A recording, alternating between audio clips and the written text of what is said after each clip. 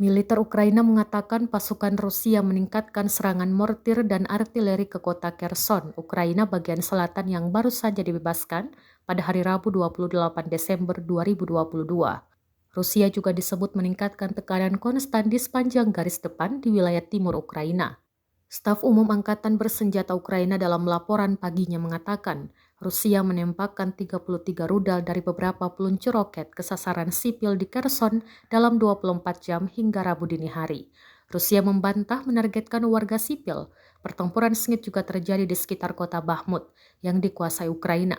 Sekarang sebagian besar telah hancur di provinsi Timur Donetsk dan di sebelah utaranya di sekitar kota Svatoye dan Kremina di provinsi Luhansk, di mana pasukan Ukraina berusaha mematahkan baris pertahanan Rusia. Dikabarkan pula Odessa mengalami pemadaman karena serangan rudal Rusia. Rekamannya ramai beredar di Telegram pada Kamis 29 Desember 2022.